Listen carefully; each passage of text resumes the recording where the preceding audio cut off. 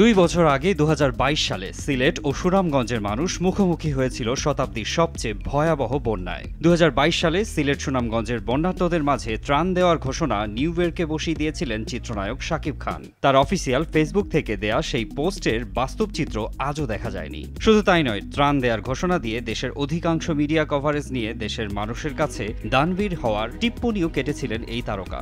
শাকিব খান দেশে ফিরে বা নিউ ইয়র্কে বসে বন্যার্তদের মাঝে ত্রাণ দিয়েছেন এমন খবর কোথাও পাওয়া যায়নি সে সময়। শেষ পর্যন্ত ত্রাণ দেওয়ার কথা বেমালুম ভুলেই যান তিনি। গত কয়েকদিনের টানা ভারী বর্ষণ এবং ভারত থেকে আসা পানিতে দেশের 11টি জেলায় স্মরণকালের ভয়াবহ বন্যা দেখা দিয়েছে। এতে লাখ লাখ মানুষের বাড়ি ঘর, ফসলি জমি তলিয়ে গেছে। পানিবন্দী ও ক্ষতির মুখে পড়েছেন প্রায় 48 লাখ মানুষ। বন্যা দুর্গতদের উদ্ধারে ইতিমধ্যেই সেনাবাহিনীর পাশাপাশি কোস্টগার্ড, বিজিপি ও নৌবাহিনী যোগ দিয়েছে। এগিয়ে আসছে চলচ্চিত্র শিল্পী, অভিনেতা, অভিনেত্রী, ইউটিউবার সহ দেশের সকল শ্রেণী পেশার মানুষ। তবে বরাবরের মতোই নীরব রয়েছেন চিত্রনায়ক শাকিব খান।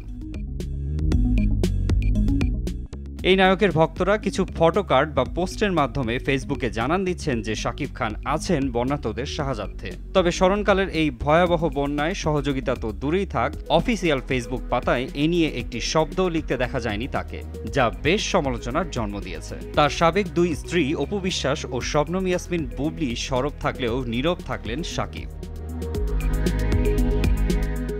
এ ব্যাপারে গণমাধ্যম কর্মীরা নায়কের সাথে একাধিকবার যোগাযোগের চেষ্টা করলেও সাড়া পাওয়া যায়নি। শাকিব খান নীরব থাকায় কটাক্ষ করে নেটিজেনরা বলছেন দেশের চরম দুঃসময়ে ঘুমিয়ে আছেন শাকিব খান। এভাবেই সবসময় দেশের বিপদে ঘুমিয়ে থাকেন তিনি।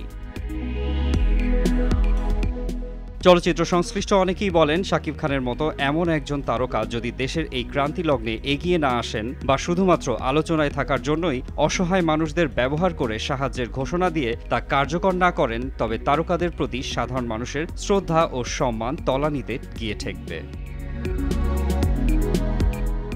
Marjan Ivan, RTV।